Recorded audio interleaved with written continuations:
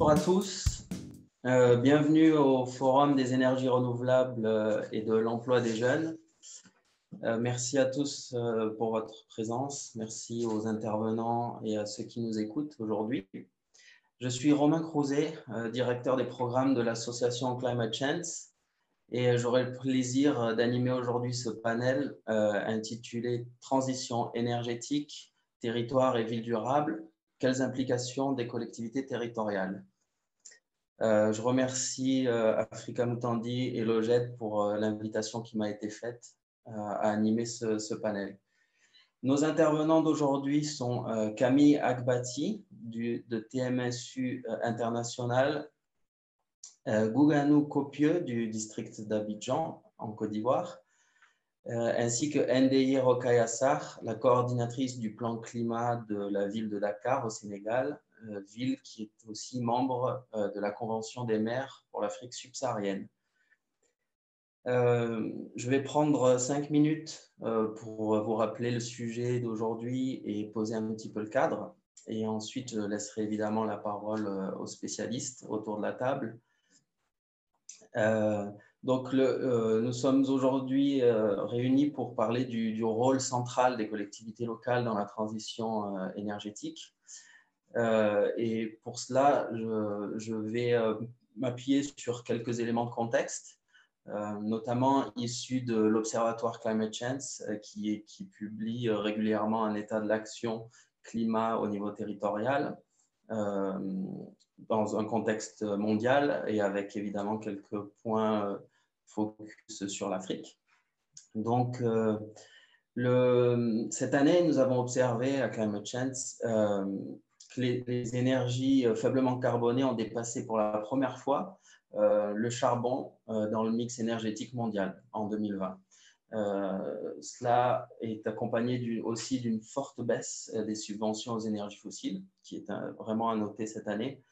Et évidemment, nous sommes dans une année complètement hors norme de contexte pandémique. Et dans ce contexte pandémique et de blocages multiples, nous avons observé que les énergies renouvelables s'en sortent mieux finalement. Ces énergies produites localement à des coûts de plus en plus bas et avec un accès facilité au réseau.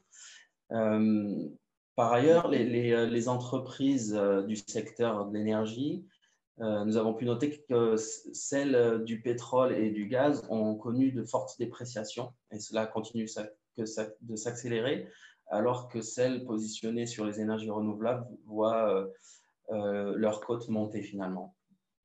Tout cela combiné à la chute des cours et de la demande du baril de pétrole favorise évidemment les investissements dans les énergies renouvelables. Alors, quelle est la place des collectivités locales dans tout cela? Alors, elles continuent, ces collectivités locales, à démontrer vraiment des ambitions grandissantes dans le monde entier, dans la mobilisation de leur tissu local, de leurs acteurs locaux, que ce soit des entreprises, des chercheurs, des associations, des habitants aussi, qui se regroupent beaucoup en coopérative dans ce domaine. En 2020, il y a déjà 58 villes et régions dans le monde qui sont alimentées 100% aux énergies renouvelables. Cela profite notamment aux coopératives citoyennes que j'ai mentionnées. Mais ce phénomène-là reste encore très européen, on va dire. Toutefois, la crise sanitaire et économique que nous connaissons cette année peut impacter négativement certaines de ces dynamiques, qui n'est pas trop rose. On constate notamment que la baisse des revenus des foyers peut favoriser le recours à des énergies plus économiques et très polluantes parfois. Donc, sur le côté négatif, on a quand même observé cette année une baisse de l'accès à l'électricité, notamment en Afrique, et un certain recul des fameux ODD, les objectifs du développement durable, qui calent un peu après plusieurs années de progrès. Ce n'est pas forcément positif. Donc, la question est, pour aujourd'hui, comment passer à l'échelle et favoriser les échanges de bonnes pratiques entre collectivités, par exemple, dans le domaine de la transition énergétique. Il y a énormément d'initiatives sur le terrain. C'est une richesse incroyable et je ne vais pas vous en parler aujourd'hui, mais je vous renvoie au bilan territoire de notre observatoire Climate Change qui suit ce que font les collectivités locales en termes d'action climat et donc sur la transition énergétique au niveau territorial. Nous, Climate Change, on travaille aussi en coalition. Donc, nous avons certaines coalitions qui travaillent sur ces enjeux-là. Et je vous invite à consulter notamment la page de la coalition énergie renouvelable qui fait un diagnostic très précis sur les enjeux en Afrique. Donc ça, c'est côté Climate Change, mais de manière générale, il y a énormément d'initiatives sur le terrain. Et je voulais juste en parler d'une d'entre elles qui est très structurante, c'est la Convention des mers pour l'Afrique subsaharienne. Donc, la Convention des mers, c'est une initiative internationale, mais qui a une déclinaison en Afrique subsaharienne, et étant d'embarquer le plus possible de collectivités locales sur des plans climat qui prennent forcément en compte la question de l'accès aux énergies et de faciliter aussi, d'essayer de monter des projets qui soient solides et qui puissent avoir accès à des financements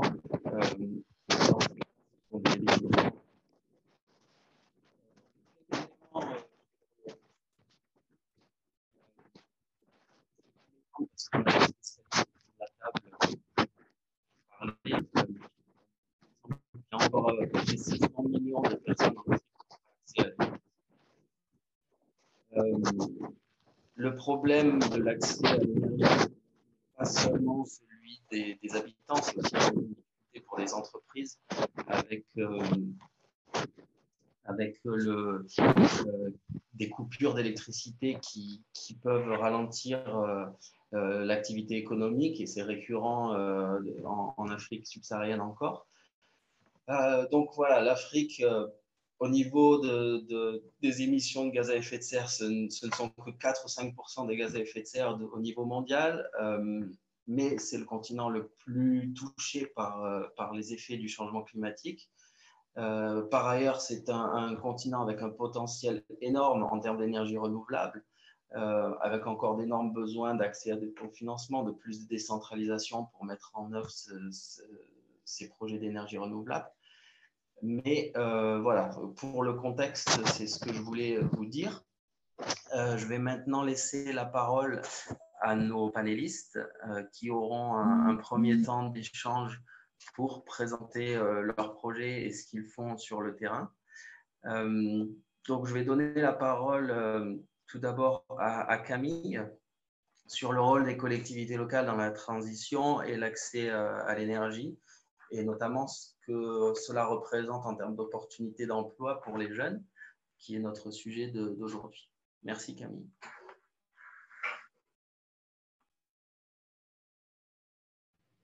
Ok, je remercie M. Couzel.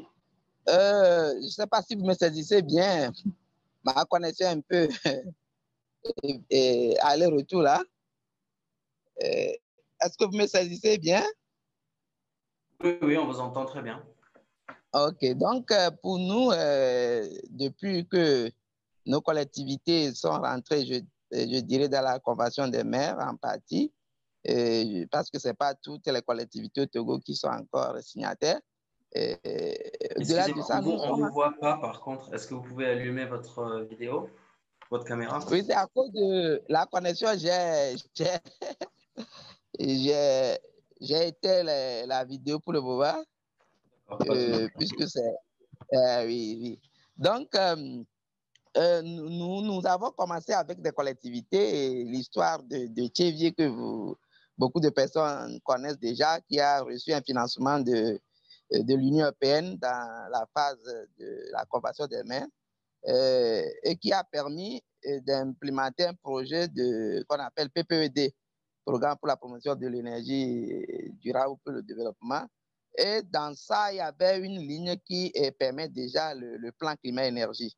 Donc, ce projet avait eu à distribuer 8200 foyers améliorés, plus de 95 lampadaires, et servi plus de 75 maisons et USP, école aussi, c'est-à-dire les dispensaires, en termes d'énergie solaire.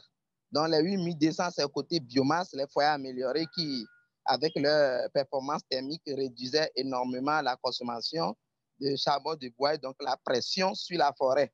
Donc, il y a aussi le volet mobilité que le projet là avait eu et qui a mis 2 bus en faveur des étudiants de l'Université de Lomé qui quittent Tchévier, à qui il devient très difficile d'aller au cours chaque fois. Au-delà de ça, le plan climat ou bien énergie-climat que nous avons, notre laboratoire avait eu l'honneur d'élaborer a été validé au niveau communal. Et aujourd'hui, c'est le template qui doit être soumis au DRC pour la validation, je dirais, au niveau de la convention. Donc ça, c'est ce qui a été fait au niveau de notre collectivité. En dehors de ça, la collectivité a eu beaucoup de projets, les projets PIT2 dans l'assainissement pour réduire les bouts de vidange, axé plus sur la vulnérabilité, l'atténuation. Mais ce que moi je retiens plus dans le travail des collectivités aujourd'hui, c'est qu'on est face à un schéma de force, faiblesse, opportunité, menace. Mais ces menaces, en réalité, constituent plutôt d'opportunités, puisque les défis doivent être relevés. Et si les défis doivent être relevés, ce n'est que par les humains. C'est là où moi, directement, ces opportunités comme emploi des jeunes, plus de 90 jeunes, toujours au GED en partenariat avec notre collectivité et a fait ce travail avec nous qui a permis 2 forums sur l'emploi des jeunes à ce niveau. Ça, c'est notre position en tant que personne liée au laboratoire et au projet des collectivités locales. Maintenant, au sein de la collectivité locale, je suis aussi le directeur général de l'Institut MSU International qui a le centre de référence aujourd'hui en énergie renouvelable, que ce soit solaire, le thermique, le biocharbon, et qui a formé cette année seule déjà 115 jeunes et a pu suivre 45 et au moins 30 sont déjà installés. Donc, d'arrache-pied, nous travaillons tous les jours. Je ne veux pas flatter Kevin. Kevin devient un ami, un collègue qui passe chaque fois chez moi. Et nous avons en vue beaucoup de projets. Maintenant, on veut ouvrir, aller vers ce qu'on appelle la dimension pléthorique, c'est-à-dire avoir un pool d'experts et autour de cela, dans une dimension participative avec les sociétés civiles et la collectivité locale, les CVD. Donc, déjà, nous avons appuyé 5 sociétés civiles, 2 ont gagné les projets PISCA de l'ambassade de France et qui travaillent sur ça. D'autres ont gagné les projets FEM pour PNUD. D'autres actuellement sont même dans les projets éco-village, toujours appuyés par PNUD. Donc, nous ne faisons pas les efforts seulement au niveau de la commune seule. Nous associons aux sociétés civiles qui relaient, vulgarisent ces concepts et impliquent activement les jeunes. Parce que sur nous, nos bénéficiaires, ceux avec qui nous travaillons, c'est la jeunesse qui représente 80% et le genre est à 55%. C'est des chiffres qui sont là, très vérifiables. Donc, je m'arrête d'abord là-bas pour dire ce que nous faisons pour le moment. Dans laissant la parole aux autres et revenir après. Oui. Merci beaucoup, Camille. Très, très intéressant. Et vous avez déjà abordé un peu certains aspects de questions sur lesquelles on reviendra plus tard, notamment l'implication des différentes parties prenantes au projet. Ce sera intéressant de savoir comment ça se passe. Alors, pour la suite, je vais demander à Ndiaye Rokassar, la coordinatrice du plan climat de Dakar, de nous faire un point sur les activités mises en place au niveau de la ville de Dakar et peut-être d'avoir un retour d'expérience aussi sur comment ça se passe pour vous au niveau des activités de la Convention des maires dans le contexte actuel. Je vous laisse la parole, Ndeye. Bonjour. Voilà, merci. Bonjour Romain et bonjour chers collègues. Donc, je suis à la ville de Dakar en tant que coordinatrice du plan climat énergie territoriale de la ville. Et comme Romain l'a dit, la ville de Dakar s'est engagée dans le cadre de la Convention des maires en Afrique subsaharienne. Elle fait partie des premières villes pilotes financées par l'Union européenne. Donc, avant de nous engager dans la Convention des maires, la ville de Dakar avait lancé en 2012 une vision Dakar orientée vers la bonne gouvernance et le développement durable, l'épanouissement de ses populations. Et dans ce cadre-là, nous avons fait des études qui nous ont permis de constater que Dakar était une ville très vulnérable. Et la ville aussi s'est engagée à mettre en place des projets structurants qui sont allés vers la mise en place de l'éclairage public par des lampadaires solaires. Et donc, nous avons installé au minimum en 2013-2014 presque 2000 lampadaires solaires au niveau du littoral, au niveau de certains quartiers, pour améliorer l'éclairage public. Mais aussi, la ville de Dakar a fait l'audit de l'éclairage public pour connaître vraiment ces gaps et comment améliorer cet éclairage. Du moment que l'énergie que nous recevons, c'est de l'énergie fossile qui vient de la Sénélec, pour l'amélioration de l'accès à l'énergie, surtout au niveau de l'éclairage public, la ville de Dakar a fait un projet de relamping, c'est-à-dire que toutes les lampes à sodium ont été remplacées par des lampes en LED. Et ça a permis de changer vraiment le cadre de vie parce que les LED ont une luminosité plus claire encore que les lampes à sodium qui sont de couleur jaunâtre et qui consomment beaucoup d'énergie. Maintenant, dans le cadre de la Convention des maires en Afrique subsaharienne, la ville de Dakar élabore son plan climat-énergie territorial. Et comme toutes les villes, nous devons soumettre au niveau de JRC notre template. Nous avons déjà soumis la partie atténuation parce que ça a été fait depuis le début de l'année 2019. Et nous sommes en train de finaliser l'étude de vulnérabilité qu'on a validé le mois dernier et actuellement on élabore le plan climat-énergie territorial. Ce plan climat-énergie territorial sera soumis au conseil municipal de la ville pour adoption et maintenant nous allons le soumettre au niveau de la Convention des maires parce que, comme je le dis toujours, nous avons soumis un projet pour l'élaboration d'un plan climat-énergie territorial, contrairement aux autres villes qui sont en train de mettre en place un PAEDC. La différence entre le PAEDC et le plan climat-énergie territorial, on n'a pas l'accès à l'énergie. Parce que nous, notre engagement, c'était de faire de la transition énergétique et écologique. Et pour l'énergie, nous avons vraiment misé sur l'efficacité dans les bâtiments. Et donc, l'étude que nous avons faite dans le cadre de ce plan climat-là, c'est l'audit énergétique des bâtiments de la ville pour connaître la consommation énergétique des bâtiments administratifs et de mettre en place des stratégies de réduction de la consommation de la facture énergétique.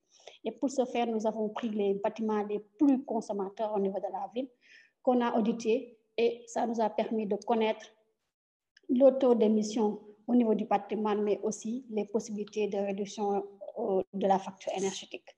Romain, je pense que sur cette partie-là, je pourrais m'arrêter là en attendant qu'on revienne sur les parties prenantes qui ont participé dans l'élaboration du plan climat. Je vous remercie.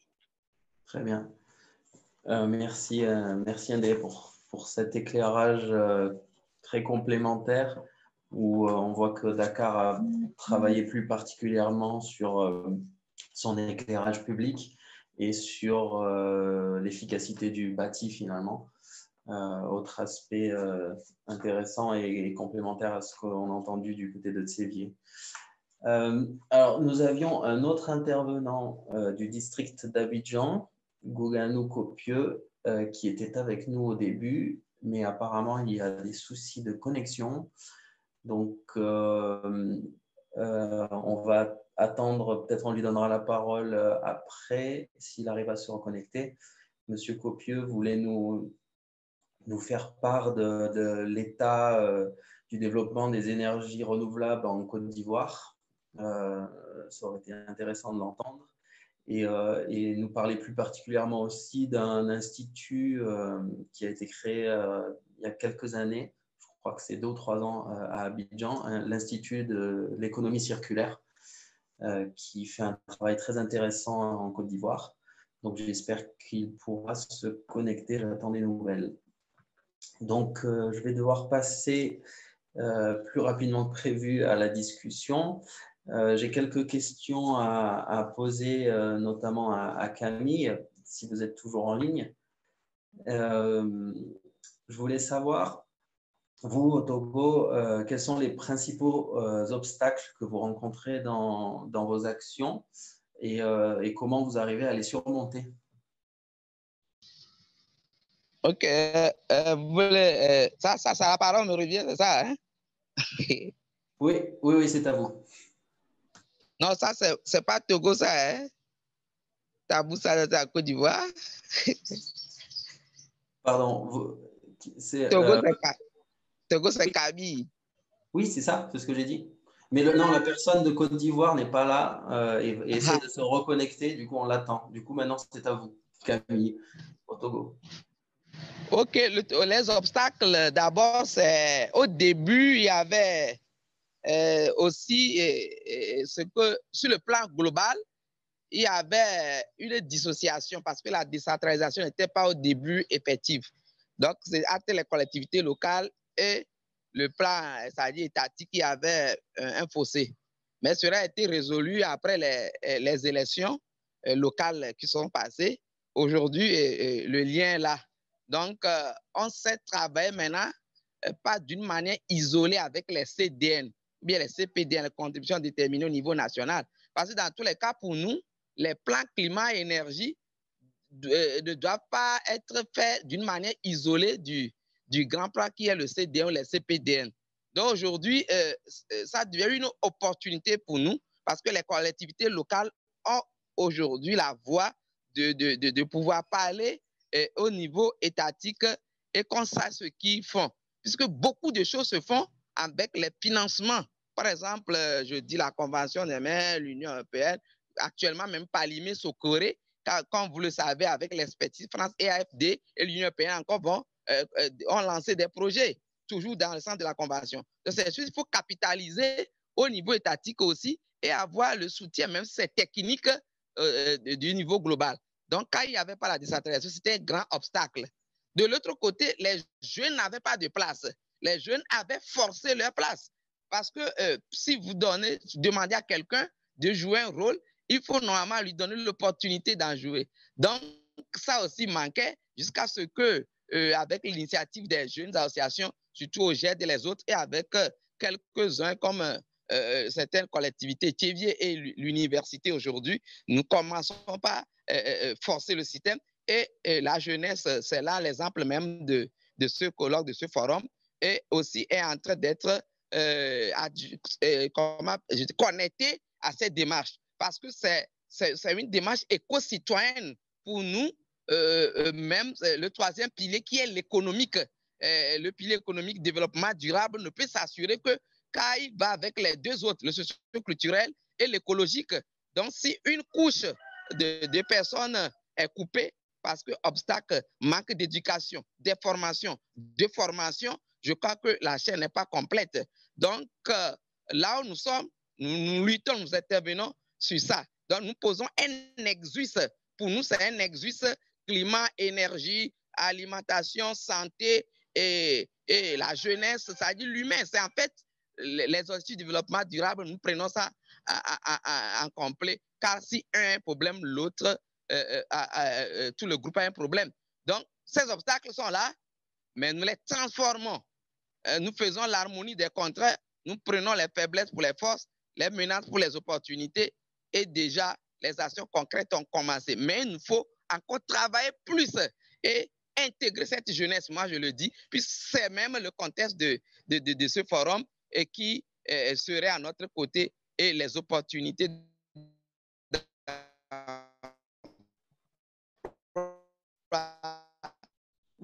ce facteur économique peut critère aller à la nouvelle. Je dirige actuellement le plan climat le plan, je suis en train de faire le programme national de bioénergie qu'on doit finir même demain. Et je donne la place déjà à 4000. J'ai plaidé auprès de l'État, on donne la place à 4000 jeunes entrepreneurs. Donc, dans un mois, ce serait un plan aussi à valider au niveau étatique qui doit permettre que 4000 jeunes entrepreneurs puissent rentrer dans le côté bioénergie. Je parle de biogaz, de biocharbon. Donc, c'est ce qui se fait concrètement au-delà des obstacles que nous essayons de toujours dépasser. Merci. Merci, Camille. Donc, bon, on entend beaucoup de dynamisme de votre côté avec certes des obstacles qui relèvent de manque de décentralisation, mais qui semblent maintenant avoir été dépassés. Le manque d'implication des jeunes aussi, mais apparemment avec tous vos efforts et ceux de l'OGED, les choses vont beaucoup mieux. Et j'entends aussi un certain manque de formation qui reste encore à combler. NDI, du côté de Dakar, de la municipalité, vous, quels sont les obstacles que vous avez rencontrés dans le développement de vos actions climat et de transition énergétique? Est-ce qu'il y a aussi des enjeux de décentralisation, des difficultés sur l'implication des jeunes ou d'autres sujets de votre côté? Merci beaucoup, Romain. Donc, nous, au niveau de Dakar, tout à fait au début, nous avons mis en place une stratégie, c'est-à-dire d'impliquer tous les acteurs. On a mis en place un comité de pilotage qui est composé des élus de la ville, des services techniques déconcentrés de l'État. Parce qu'il ne faut pas oublier que les villes mettent en place un plan climat pour contribuer à la mise en œuvre des CDN. Et donc, quand nous avons commencé à travailler dans le cadre de ce plan climat, nous sommes engagés à travailler avec tous les acteurs. Et ce comité de pilotage est composé de tous les services étatiques, surtout la direction de l'environnement, qui est le responsable des changements climatiques au niveau du Sénégal. Mais aussi, nous avons, comment on l'appelle encore, mis en place ce qu'on appelle une plateforme Dakar Agit pour le climat, qui est composée des associations communautaires de base qui sont composées de jeunes, de femmes qui sont actives dans l'environnement. Et dans ce sens, nous avons mis en place des activités de sensibilisation et de formation. Donc, dans certains quartiers, nous sommes allés pour former les jeunes dans la gestion des déchets. On les a formés, on a organisé une activité de séquestration des plastiques pour en faire des bancs écologiques. C'est des bancs qui sont faits par les jeunes eux-mêmes et mettre en place un espace de jeu pour ces jeunes-là. Mais aussi, nous avons renforcé la capacité des agents de la ville et des services techniques déconcentrés. Parce que pour travailler ensemble, il faut que nous ayons tous la même vision. Et pour avoir la même vision, il faut que nous tous nous comprenons ce que c'est que les changements climatiques. Et sur cette base-là, nous avons organisé presque plus de 9 sessions de formation où acteurs de la ville et acteurs étatiques se sont rencontrés pour recevoir cette formation-là et qu'ensemble, qu'on puisse aller vers l'élaboration de ce plan climat. Mais aussi, nous avons un peu travaillé avec les musiciens, c'est-à-dire on a pris un rappeur qui s'est engagé dans l'environnement et avec qui on a organisé des études de hip-hop environnemental qui a permis à ces animateurs de faire comprendre ce que c'est que les changements climatiques par la musique et avec des actions concrètes sur le terrain qui ont permis vraiment à ces jeunes de la Médina d'être conscientisés sur leur rôle dans la transition écologique et énergétique au niveau de la ville de Dakar. Et sur cette base-là, nous continuerons parce que nous sommes actuellement à la fin de cette phase d'élaboration du plan climat avec la phase 3 de la Convention des maires qui est pilotée par l'AICIT. Nous allons vers la mise en œuvre de projets qui sont déjà identifiés dans ce plan climat. Je voulais aussi dire que dans le diagnostic, nous avons aussi vraiment fait participer les acteurs parce qu'on a organisé des assises dans les communes de Dakar où nous avons au minimum plus de 500 associations communautaires qui ont participé à ce diagnostic-là pour que les populations elles-mêmes nous disent quelles sont leurs difficultés face au changement climatique. Est-ce qu'elles sont conscientes qu'elles sont vulnérables au changement climatique? Et qu'est-ce qu'elles proposent comme solution pour s'adapter, mais aussi pour réduire leurs émissions. Et ça nous a vraiment permis de se rendre compte que la population est très consciente et elles savent, elles connaissent leur vulnérabilité. Elles sont même en train de faire de petits actes d'initiative au niveau de leur quartier pour réduire cette vulnérabilité-là. Et donc, nous avons essayé d'avoir toutes ces informations-là dans les 19 communes de Dakar pour nous l'apporter au niveau de la ville et mettre en œuvre des actions intégrées qui permettront de prendre en charge ces difficultés qui nous ont été proposées, partagées par les populations. Merci beaucoup. Ouais, c'est super intéressant.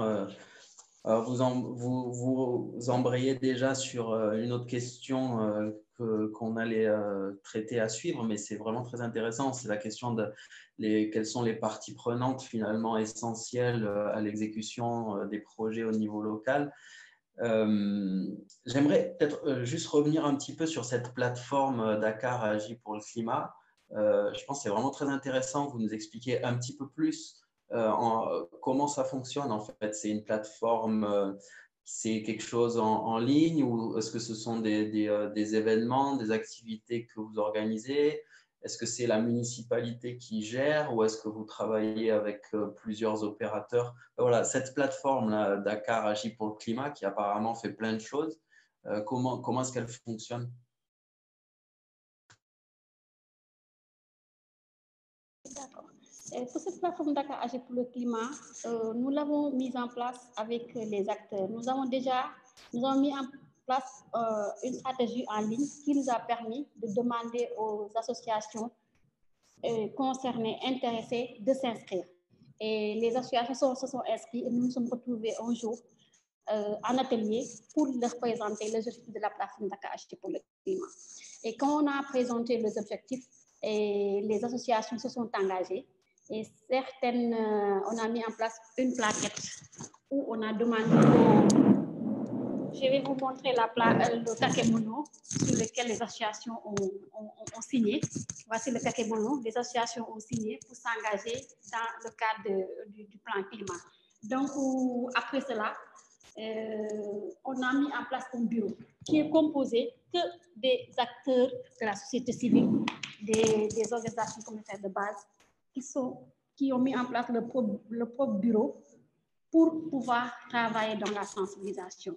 Et comme dans le cadre de la planification, on n'avait pas mis en place un budget pour la marche de cette plateforme Dakar Agit pour le climat, nous avons pris en charge nous-mêmes dans l'exécution du PCET des sessions de formation pour cette plateforme-là. Et aussi, si on a des activités de sensibilisation ou de renforcement de capacité que cette plateforme doit mettre en place, le PCET finance l'activité pour les permettre vraiment d'aller sur le terrain. Et on y va ensemble, on ne laisse pas seul, on y va ensemble pour vraiment une bonne sensibilisation. Et là seulement, on a eu quelques difficultés parce qu'il y a certaines associations qui pensaient que c'était pour venir recevoir des financements. Et donc, on a eu un petit blocage tout à fait au début, mais après, certes, ils ont compris et il y a beaucoup, il y a des associations même qui ont participé à des formations qui ont été mises en place et animées par le bureau de la Convention des maires à Lomé. Donc, ils sont partis pour se former et revenir partager l'expérience avec les membres qui n'étaient pas partis. Et nous essayerons pour la phase 3 aussi de continuer dans cette lancée-là pour vraiment que les associations communautaires de base qui sont à Dakar et la société civile, parce qu'il y a de petites ONG qui ont des petits financements, qui peuvent travailler avec cette plateforme-là afin de renforcer la sensibilisation et la formation des jeunes pour des métiers dans la transition énergétique. Parce qu'on est même en train de réfléchir comment mettre en place une petite formation sur l'énergie renouvelable avec ces jeunes-là et comment les appuyer pour la mise en place des initiatives au niveau local. Parce que c'est ce que nous voulons. Nous voulons vraiment qu'on mette en place des initiatives au niveau local pour ces jeunes, pour les associations communautaires qui sont très engagées dans la transition énergétique et écologique au niveau de Dakar. Ok. Non, c'est vraiment très intéressant et ça conforte c'est vraiment le sujet du rôle finalement et de l'implication, du rôle central de la collectivité locale dans ce processus-là, parce que là, la collectivité locale, on voit, arrive à associer différentes associations, différents groupes, des jeunes, de femmes, avec un accent que vous avez mis sur la sensibilisation qui est essentielle pour pouvoir discuter et mieux faire comprendre les enjeux de la transition et du climat aux populations qui, par ailleurs, sont aussi conscientes. Donc, ça correspond à un besoin. Intéressant aussi la partie du musicien, le rappeur qui vous aide à… Est-ce que tu peux nous expliquer en quelques mots qu'est-ce qu'il a fait en fait ce musicien pour vous aider dans cette sensibilisation? Le rapport, c'est une personne qui s'est vraiment engagée. On l'appelle Lion. Il s'est engagé. C'est lui-même qui est allé chercher ses propres financements pour faire du développement environnemental dans des communes de Dakar. Et donc, comme l'association est membre de la plateforme Dakar pour le climat, il est venu nous en parler et nous, on a accompagné avec une animation parce que la journée, c'était vraiment une journée à la Médina où le matin, on a nettoyé le quartier. Et donc, l'après-midi, on a organisé une conférence de quartier où c'était à la Belle Étoile, où nous, en tant qu'acteurs dans le changement climatique, on a expliqué les populations, on a essayé de leur sensibiliser le lien entre la transition écologique, énergétique et la santé, avec un représentant du programme CME au niveau national, mais aussi et le rapport en a vraiment profité pour que la nuit, le soir, dans un concert, il a animé sur les différentes thématiques qu'on a échangées dans la journée pour chanter le changement climatique, chanter l'environnement, pour montrer aux populations que nous travaillons pour vous et le cadre de vie vous appartient. C'est à vous de prendre en charge votre cadre de vie. On a trouvé un quartier sale, nous l'avons nettoyé, mais c'est à vous de nettoyer votre quartier. Et c'était vraiment, vraiment une chose très, très bien faite parce qu'on l'a fait à Médina, on l'a fait à la commune de Anne-Belair, mais aussi c'était fait dans les communes de Guédiawaye et Pikine, qui sont aussi membres de la Convention des maires. Vraiment, cette année même, il a aussi un autre financement pour faire la même chose parce que lui, c'est un rapport engagé dans l'environnement. Il fait du développement environnemental depuis presque plusieurs années, mais c'est la première année qu'il s'engage dans la lutte contre le changement climatique pour la transition énergétique et écologique au niveau de Dakar. Ok, super, merci. J'ai vu que M. Copieux a réussi à se reconnecter, mais avant de lui donner la parole, juste peut-être une réaction du côté de Camille au Togo sur… Voilà, là, on vient de parler en fait beaucoup des parties prenantes essentielles à la réussite des actions climat et transition énergétique. Chez vous, comment réagissez-vous à cette très complète et belle implication multi-acteurs, multi-parties prenantes de Dakar et même d'autres municipalités? Comment ça s'est passé concrètement pour vous, Camille? Ok, si nous prenons notre cadre, c'était aussi dans une vision d'abord participative, parce qu'il y a un comité de pilotage qui est formé des services déconcentrés de l'État, comme nous l'avons dit, pour que le côté global ait sa dimension dedans, de la collectivité locale qui est lui-même le noyau, des sociétés civiles et puis aussi des entreprises privées et la chefferie. Et autour de la chefferie, nous avons les CVD, le comité du développement du village, le CDQ, tout ça du quartier. Et là, et on avait ajouté la dimension universitaire parce qu'on ne voulait pas avoir divorce entre le pouvoir et le savoir. Et autour de ça, un groupe d'exécution qui est devant, qui lui, les plus réguliers, travaillait, était en trait d'union. Notre chance, c'était que c'était un projet pilote et qu'on a eu déjà des actions de lampadaires, tout ça qui accompagnait en même temps le plan climat et qui encourageait, donnait la visibilité. C'était déjà concret. Donc, on a dû faire 9 mois de porte à porte aussi, de porte à porte pour parler de ce qui est changement climatique, des ODD, relever la vie des gens, voir avec les femmes si un jour il faut un foyer amélioré, quelles seront leurs propositions, voir le côté de la chefferie, leur expliquer dans la langue ça. Et c'est cela où chacun a su que le plan énergie-climat, en fait, c'est un outil qui a... Ah, on vous a perdu. C'est dommage parce que vous nous parliez de la chefferie et comment vous travaillez avec eux. C'était très intéressant aussi de savoir comment les sages recevaient les questions du plan climat. Qui appartient à quelqu'un. Donc, dans le moyen de la collectivité locale, on est allé dans la même action qui doit démarrer. De notre côté, ça, Kevin le sait, moi-même à l'université avec notre structure, ma structure TMS internationale, on a créé des festivals. Ces festivals sur l'environnement qui, chaque année, on est à la 5e édition même. Maintenant, on l'a ajouté à la demande des collectivités.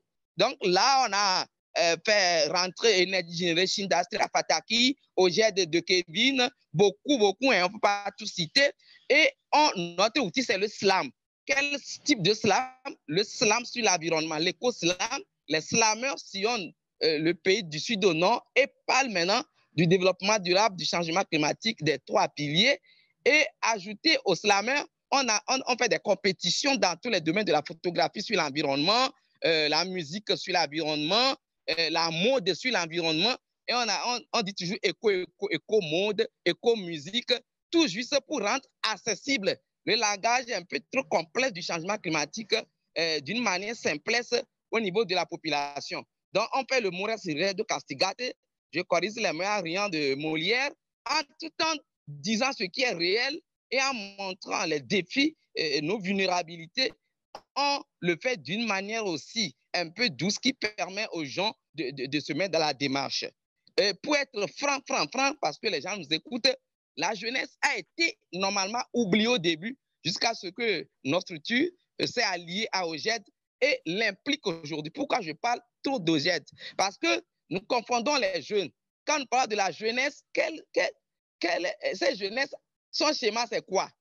Donc, pour toucher la jeunesse, on est passé par les jeunes qui ont eu une initiative, c'est-à-dire avoir les sociétés civiles. Donc, à travers elles, aujourd'hui, on est en train de réunir une dimension très plurielle de jeunes qui embrassent. Mais il faut toujours, comme l'a dit Rokaya, donner le concret, montrer, mais c'est un exemple qui puisse les activer. C'est là où nous mettons des formations en agroécologie, des formations sur la fabrication des petits kits solaires, des formations partager des foyers améliorés à bois où chacun amène l'argile et on exerce. Donc, pour revenir, c'est toutes les couches, c'est en résumé, qui sont maintenant mis en branle, mais vis-à-vis d'une éducation, d'une communication, d'une campagne énergétique pour ne pas dire changement climatique. Je sais que ce n'est que le début. On parle beaucoup de financement pour le faire, mais le financement viendra. Nos actions commencent par là. Et merci. Le plan climat-énergie alors devient boussole qui nous oriente aujourd'hui pour savoir ce qu'il faut faire de normatif, de qualitatif pour nos collectivités locales. Merci. Merci Camille. Ok, donc ouais, très intéressant aussi, un gros accent mis sur la sensibilisation de la population de diverses manières. J'ai bien aimé aussi l'éco-slam et toutes les déclinaisons éco dans la mode, la photo, les concours de musique, les photos, très très intéressant. Alors, Monsieur Copieux a pu se reconnecter. J'espère que vous nous entendez bien. Du coup, on va revenir un petit peu en arrière et sur votre présentation. Je crois que vous vouliez nous parler de l'Institut d'économie circulaire d'Abidjan et nous faire un petit état des lieux du développement des énergies renouvelables en Côte d'Ivoire. Est-ce que vous nous entendez? Oui, je vous entends. Tout à l'heure, j'étais coupé parce que l'énergie nous a abandonnés. Donc, il y a vraiment de quoi développer les énergies renouvelables. Je voudrais vraiment m'excuser de ne pas pu suivre les communications des uns et des autres faisant partie du panel. Ben, cela ne dépend pas vraiment de moi, c'est la technologie, c'est la société actuelle. Pas de problème. Je voudrais que nous puissions utiliser ce que nous avons comme énergie. Malheureusement, énergie avec beaucoup d'aléas. Donc, mon intervention va s'articuler autour de l'Institut d'économie circulaire que le district autonome d'Abidjan vient de mettre en place vraiment cette année. C'est une structure avec la participation des partenaires étatiques. Les partenaires étatiques, la Chambre de commerce et de l'industrie, les universités, les acteurs économiques du secteur de développement durable. Et donc, cette structure qui est en train de se mettre en place avec toutes ces structures envisage en 2021 des actions véritablement concrètes, des actions concrètes qui, dans l'organisation en novembre 2021 d'un colloque, d'un forum consacré donc à l'économie circulaire. En effet, l'économie circulaire permet de réduire le gaspillage des ressources et de l'énergie, parce que là, on gaspille beaucoup d'énergie dans notre vie. Ça permet de rallonger la durée d'usage des biens de consommation et d'équipement et de faire des déchets une nouvelle ressource. Cette économie circulaire opérationnalise le développement durable, la transition énergétique et écologique, et le thème qui nous réunit aujourd'hui. Et donc, ça permet aux villes et aux territoires d'opérer leur atteinte aux objectifs de développement durable. L'Institut d'économie circulaire d'Abidjan invite donc les auditeurs de ce panel en 2021, en novembre 2021, pour évaluer un peu le développement de l'économie circulaire. Pour venir au thème qui nous concerne, nous retenons qu'après son indépendance, la Côte d'Ivoire s'est positionnée comme un leader en matière de fourniture d'électricité en Afrique de l'Ouest, en misant sur deux sources principales, l'énergie hydraulique, qui est l'énergie renouvelable, et l'énergie thermique. Malheureusement, plus d'accent sur l'énergie thermique que sur l'énergie hydraulique. À ce jour, la Côte d'Ivoire dispose de 5000 km d'électricité haute tension avec 2200 mégawatts, dont 18%, j'ai dit 78% de thermique et 22% d'hydroélectricité. Le potentiel hydroélectrique est très important en Côte d'Ivoire, il n'est pas encore exploité. Les spécialistes du ministère de l'Énergie avancent le chiffre de 7000 mégawatts, dont 1800 sont économiquement exploitables. En ce qui concerne l'énergie solaire, heureusement pour nous, nous avons une capacité de 5,25 kW par mètre carré et par jour.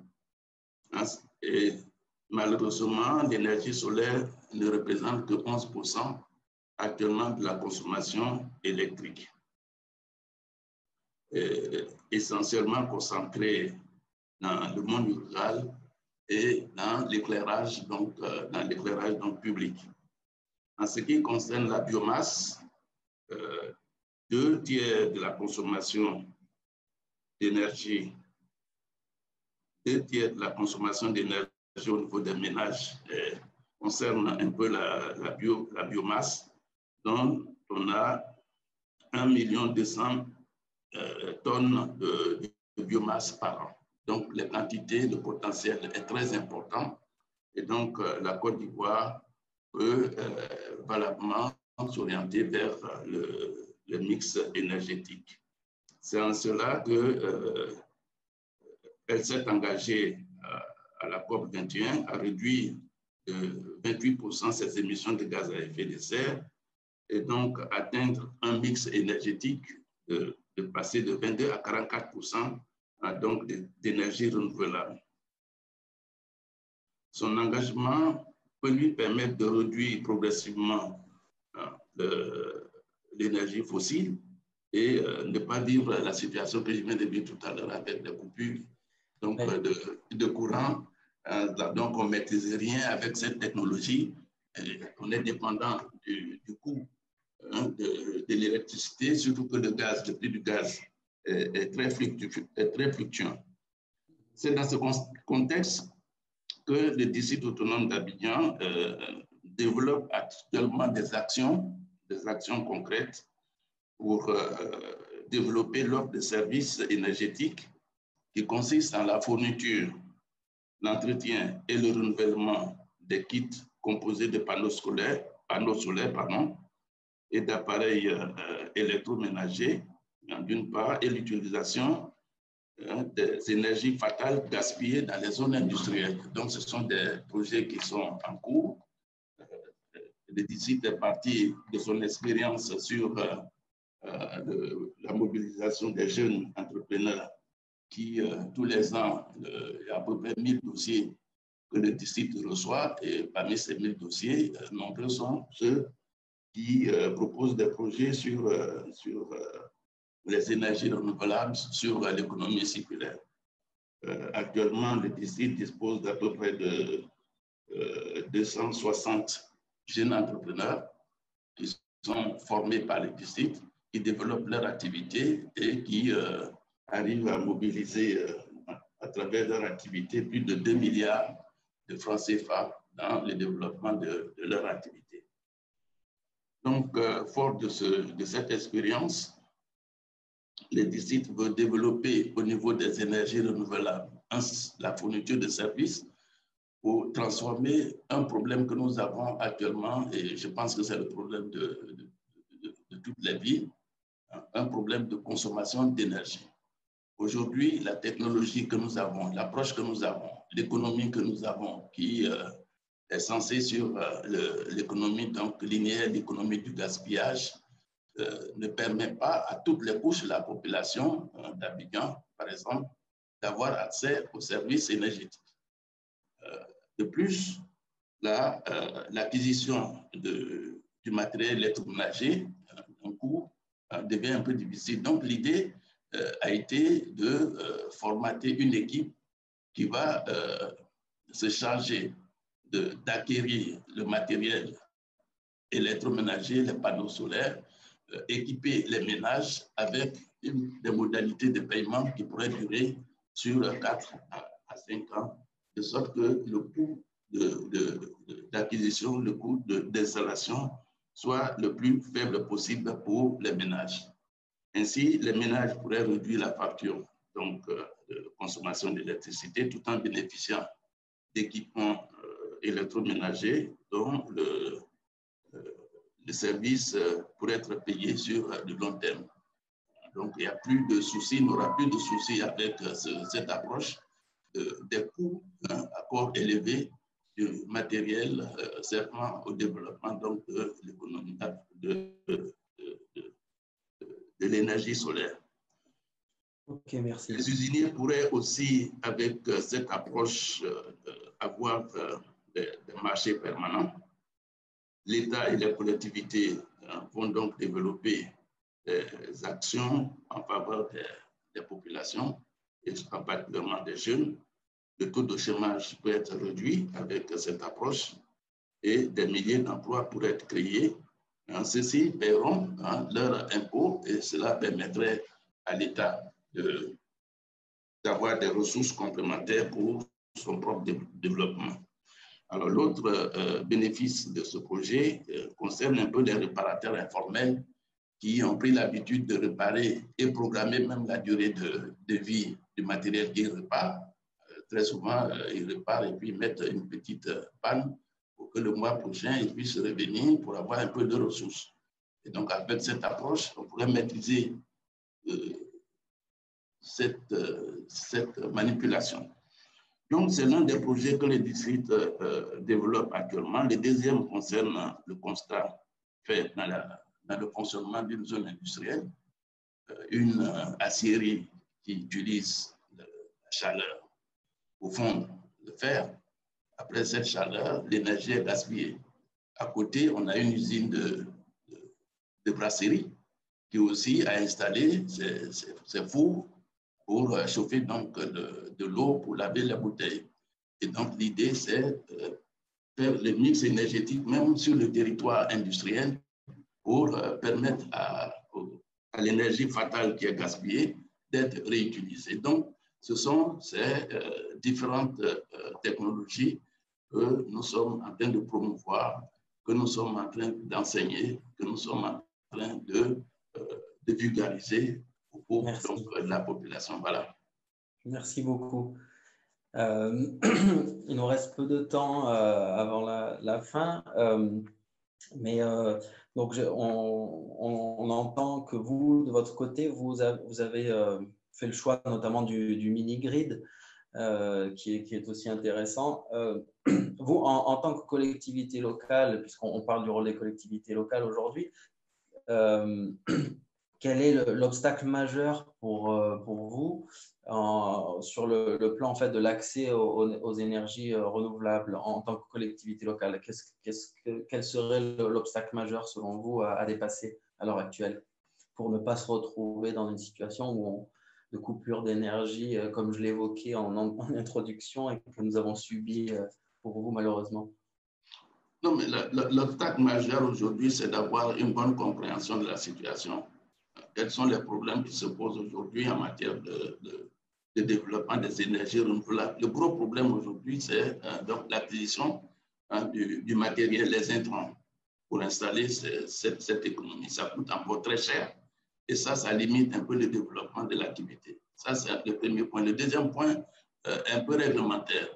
Quand on parle de l'énergie donc renouvelable ou l'énergie solaire, les autorités pensent toujours à des secteurs qui ne sont pas encore dotés donc d'électricité, ce qui est juste parce que le coût d'acquisition et d'installation demeure encore très élevé par rapport à l'énergie donc hydraulique quand on fait la comparaison ici. Et donc, l'idée ici, c'est de mutualiser toutes les énergies, mutualiser toutes les possibilités, raccourcir le lien entre le fournisseur et le bénéficiaire des services, de sorte à réduire le coût d'acquisition et trouver des partenaires qui pourraient donc intéresser ou supporter donc cette initiative. Donc notre gros souci, c'est de trouver le partenariat possible entre les usiniers directs et les bénéficiaires que sont les ménages au niveau d'habitat. Très bien, merci. Je vais revenir à Rokhaya pour finir cette phase de discussion. Rokhaya, si, selon vous, s'il y avait une seule chose, une seule condition qui permettrait d'encore accélérer un projet qui est très, très vivace à Dakar, on l'a entendu, quelle serait cette condition principale?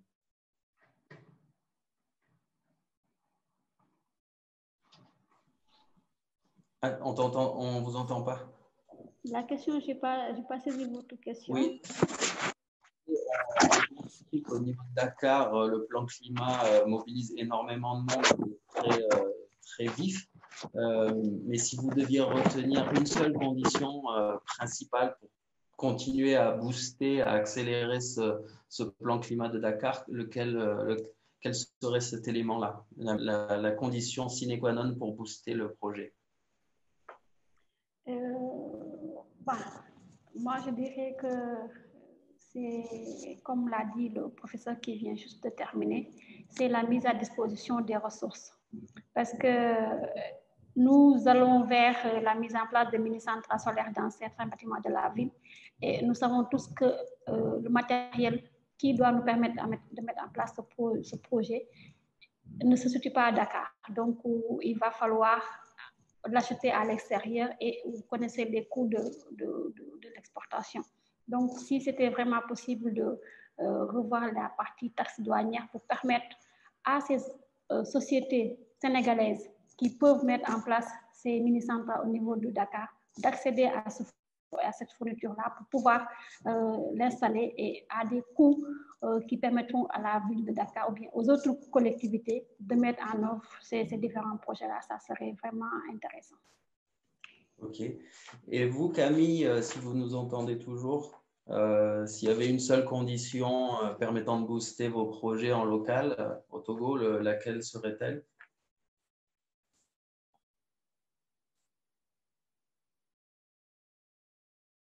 Camille, on ne vous entend pas. Si jamais vous êtes peut-être sur votre micro, voilà. Oui. Alors, oui, la question, s'il vous plaît? Oui, la question, c'était, comme je demandais à Rokhaya, s'il y avait une seule condition qui permettrait, que vous devrez retenir, la condition principale permettant de booster votre projet au niveau local, s'il y en a une seule qui vous manquerait ou sur laquelle vous voudriez insister. Oui, c'est une condition parce que nous savons qu'il y a 3 piliers: atténuation, adaptation, mais l'accès à l'énergie. Et dans cet accès à l'énergie, moi je dis même 2 conditions, c'est-à-dire les ressources, la formation, mais la jeunesse, car ils sont le patrimoine qui vient compléter tout ce que nous faisons. Donc, pas que je suis jeune, je suis au milieu de la jeunesse et la vieillesse. Donc, la condition, les ressources, plus de formation pour l'accès à l'énergie, mais accès en grande partie sur la jeunesse, à qui il faut faire confiance. C'est ça. Très bien. Peut-être à vous, Rokhaya et Camille, qui venaient de collectivités qui sont impliquées très concrètement dans cette initiative qu'on a mentionnée à plusieurs reprises aujourd'hui, la Convention des maires, qui permet de débloquer quand même certaines questions au niveau accès ressources. Est-ce que vous auriez un conseil à des collectivités autres, enfin des collectivités africaines qui ne sont pas encore dans cette initiative, qui ne sont pas encore signataires? Est-ce que vous auriez un conseil de comment y arriver en fait et pourquoi le faire? Pourquoi intégrer cette initiative en 2 mots? Ok, je peux prendre la parole? Oui. Ok, pour moi, je l'ai toujours dit que le changement climatique, c'est comme les cornes de buffle. Une seule main ne peut jamais les tenir. Donc, les autres communes, je crois, les expériences que nous avons déjà eues avec les phases pilotes démontrent vraiment, montrent un espoir, une assurance qu'ils doivent normalement s'engager. Bien sûr, c'est volontaire, c'est pas obligatoire, mais quand on sera nombreux, on peut tenir bien les cornes de ce buffle et arriver à bout. Donc, je conseille ces collectivités et à rejoindre ceux qui ont déjà signé et partant de là, à commencer les initiatives. Merci. Merci. Rokhaya, tu veux dire quelque chose? Pour moi, les communes du Sénégal, on a déjà quelques villes qui se sont engagées, quelques communes comme Bambey et autres. Et moi, je dis qu'il faut d'abord penser à la planification et regarder vraiment leur sensibilité au changement climatique. Parce qu'il faut cette conscience citoyenne et cette conscience au niveau de nos dirigeants que nous sommes dans des zones très exposées et nous sommes vulnérables. Et c'est cette base-là seulement que les collectivités peuvent se dire que nous devons nous engager dans la Convention des maires parce que nous avons constaté que certaines villes, comme Dakar, Pikine, Guédiawaye et autres, sont engagées et sont en train de mettre en place des actions concrètes dans la lutte contre le changement climatique. Et nous, à Dakar, on s'était engagés à faire un tour pour sensibiliser certaines villes, certaines communes, mais malheureusement, avec la COVID et avec cette fin de projet-là, on ne peut pas le faire, mais notre souhait, c'était vraiment de sillonner un peu certaines villes comme Thiès et autres pour les sensibiliser à s'engager dans la Convention des maires parce qu'on a dans la petite côte des communes qui sont déjà engagées, accompagnées par ENDA, et nous voulons vraiment cette dynamique communautaire au niveau du Sénégal pour un engagement parce que le Sénégal ne peut pas mettre en œuvre sa CDN sans l'engagement des collectivités locales. Et ça, la Convention des maires nous y aide. Oui, très bien. Juste pour préciser ce que Rokhaya vient de mentionner, la CDN, c'est justement c'est les contributions déterminées au niveau national par les États signataires de l'accord de Paris qui fête ses 5 ans aujourd'hui d'ailleurs. Et donc, ces CDN, ce sont les stratégies climat de chaque pays que les pays doivent verser à l'accord de Paris pour expliquer comment atteindre l'objectif de cet accord. Et les pays, on attend les contributions nationales de ces pays pour la prochaine COP, qui sera dans un an à Glasgow. Voilà, c'est quelque chose de très important. Et effectivement, les collectivités locales sont des acteurs absolument essentiels dans l'élaboration et la mise en œuvre de ces contributions déterminées au niveau national. Il nous reste 5 minutes. Je voulais vous poser à tous les trois une dernière question pour raccrocher avec le sujet principal de ce forum de 3 jours. Peut-être commencer par M. Copieux. Selon vous, quels sont les leviers nécessaires pour donner une perspective d'emploi aux jeunes dans ce contexte de transition énergétique? Donc, quelle place et quel levier activer pour l'emploi des jeunes dans la transition énergétique? Monsieur Copieux. On leur place, les jeunes ont leur place et les jeunes sont très dynamiques dans le développement donc, des actions. Les jeunes ont l'initiative et ils ont l'esprit très développé pour les technologies, les approches nouvelles, les conceptions nouvelles. Seulement, ces jeunes ont besoin d'être accompagnés aussi bien par les collectivités et aussi par l'État. Nous avons des systèmes qui sont encore très rigides en ce qui concerne la réglementation et cette réglementation ne permet pas aux jeunes véritablement de développer toute leur ingéniosité en ce qui concerne le développement des énergies renouvelables. En Côte d'Ivoire, nombreux sont les jeunes qui développent des actions, mais malheureusement, et pour la plupart des actions qui sont encore informelles, sans encadrement. Donc, il est important qu'un encadrement suive et que le secteur soit véritablement organisé. Partout dans les quartiers, quand vous avez un problème sur votre chauffe-eau solaire, vous trouvez tout de suite un technicien qui vient réparer, mais celui-là, il vient après, il s'en va pour vous dire votre affaire marche et au bout de 2 ou 3 jours, vous êtes obligé de le rappeler. Donc, il faut arriver à ce que ces personnes-là soient encadrées, soient suivies et que leur activité puisse bénéficier à tous. Merci. Donc, bon, je pense que je vais passer la parole à Camille. Je pense qu'il va rebondir sur cela, sur les leviers nécessaires à activer pour les perspectives d'emploi pour les jeunes, sur les questions de formation. Quel est votre avis à vous? Et comme je l'ai déjà dit, il faut vraiment, comme mon grand frère aussi vient de le dire, il faut vraiment donner un cadre à ces jeunes. Ceux qui se sont déjà levés, il faut les aider à aller les inscrire. Maintenant, les deux, il faut leur donner un cadre, un rôle à jouer. C'est vis-à-vis de ce rôle et avec des indicateurs qu'on peut toujours faire des mises à jour, faire des suivis et les amener vers cette dimension universelle. Car qu'on soit jeune ou vieux, c'est une affaire d'éco-citoyenneté aujourd'hui, la lutte contre le changement climatique.